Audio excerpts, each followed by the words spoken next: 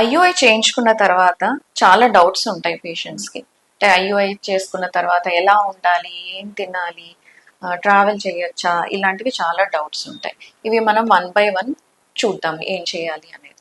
First మీరు IUI అయిన తర్వాత మీకు డాక్టర్ ప్రిస్క్రిప్షన్ ఇస్తారు, ఈ మెడిసిన్స్ యూస్ చేసుకోవాలి, ఇవి కంటిన్యూ చేయండి, ఇవి స్టాప్ చేయండి అని కొంచెం ప్రిస్క్రిప్షన్ ఇస్తారు.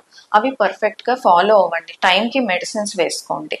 సెకండ్ థింగ్, ఐయుఐ అయిన తర్వాత మిమ్మల్ని ట్రై చేయమని కూడా చెప్తారు, అంటే నార్మల్గా ట్రై చేయమని కూడా చెప్తారు.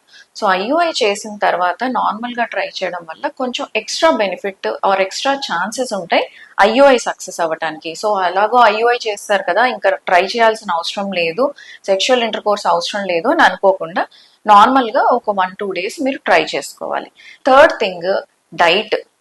డైట్ ఏం తీసుకోవాలి, ఏం తీసుకోకూడదు అని చాలా మంది అడుగుతూ ఉంటారు. డైట్ లో కూడా పెద్ద రెస్ట్రిక్షన్స్ ఏమీ ఉండవు. మీరు రెగ్యులర్ గా తీసుకునే డైట్ నే, హెల్దీ డైట్ ని కంటిన్యూ చేసుకోవచ్చు. కొత్తగా ఏమీ మార్పులు చేసుకోవాల్సిన అవసరం లేదు. ఒక్కటే గుర్తుపెట్టుకోవాల్సింది ఏంటి అని అంటే, మీ బాడీకి సూట్ అయ్యేది హెల్దీ ఫుడ్ ఏదైనా పర్వాలేదు, ఏదైనా మీరు కంటిన్యూ చేసుకోవచ్చు.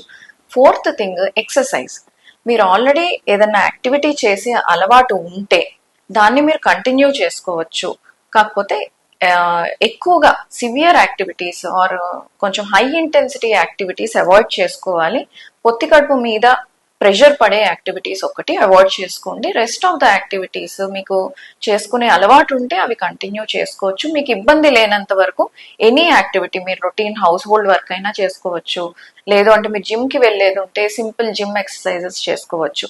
నెక్స్ట్, ట్రావెల్ చేయొచ్చా అని కూడా అడుగుతూ ఉంటారు. ట్రావెల్ కూడా మీకు ఇబ్బంది లేదు, కంఫర్టబుల్ ట్రావెల్, లాంగ్ డిస్టెన్స్ కాదు, మీరు స్ట్రెయిన్ అవ్వరు, స్ట్రెస్ అవ్వరు అని అనుకున్నప్పుడు కూడా ట్రావెలింగ్ కూడా చేసుకోవచ్చు.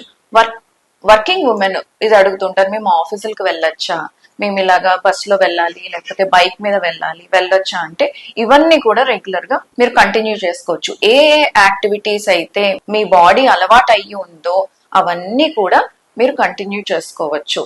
మెయిన్ థింగ్ మీరు గుర్తుపెట్టుకోవాల్సింది ఏంటి అని అంటే, అయ్యో అయిన తర్వాత నార్మల్ గా ట్రై చేయడము, వీలైనంత వరకు నార్మల్సీకి ఆర్ మీ రొటీన్ నార్మల్ యాక్టివిటీస్ కి దగ్గరగా ఉండటము, ఇది మెయిన్ ఇంపార్టెంట్ థింగ్.